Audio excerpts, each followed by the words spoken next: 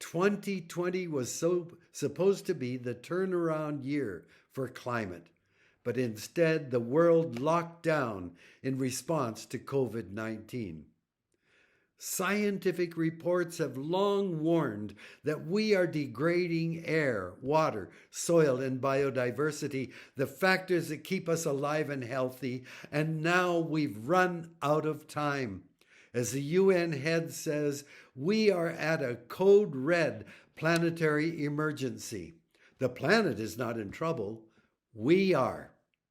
The way we responded to World War II, the space war after Sputnik, the COVID pandemic, shows what can be done in a real emergency. Suddenly, money is not an issue. Government can crank out tens of billions of dollars, and all the parties can work together for the common goal of victory. And that's how we have to respond to climate change and biodiversity loss. As we emerge from this pandemic and confront a climate and biodiversity emergency, incremental change like carbon taxes and carbon offsets are no longer adequate. The IMF reported global subsidies of coal, oil, and gas totaled $5.9 trillion in 2020. That's $11 million per minute, subsidizing with the public's taxes the most profitable sector in society to produce the fuels that are causing climate change.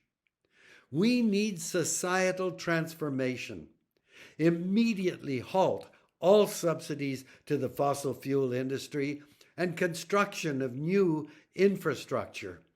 Leave most of our known reserves in the ground and hope that climate chaos that is already beginning will not make the planet unlivable for human beings. We are inventive, but we don't know enough to anticipate the negative effects of all we do. And we must avoid desperate measures such as geoengineering that will only generate new problems. The massive fires, floods, hurricanes, drought, and climate refugees just hint at what is coming. We cannot manage climate change, but we can stop adding emissions that make it worse while protecting and restoring nature that is our best carbon remover. The crises of climate change and biodiversity loss are just symptoms of an underlying root cause of our destructiveness, which is the way we see ourselves on this planet. For 95% of our existence, we were hunter-gatherers who followed plants and animals on their migrations through the seasons, dependent on nature for everything. About 50,000 years after we evolved on the African grasslands, we began to move into new territory where we were an invasive species. We didn't know how things worked in these new lands, but we were smart. And even with simple tools, we were a deadly predator. So we had to learn to live in balance in new surroundings through the observations, mistakes, successes, and failures.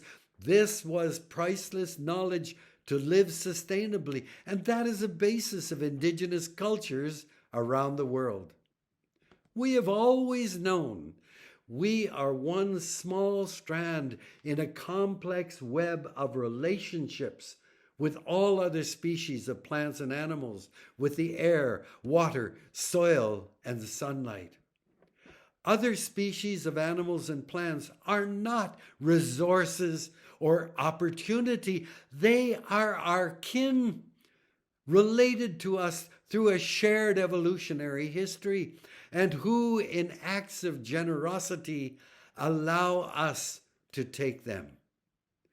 In a web where everything is connected, anything we do has repercussions and therefore responsibilities. This is an ecocentric perspective that demands reciprocity. We celebrate and thank nature for what we receive, and We acknowledge responsibility to act properly so she can continue to be abundant and generous.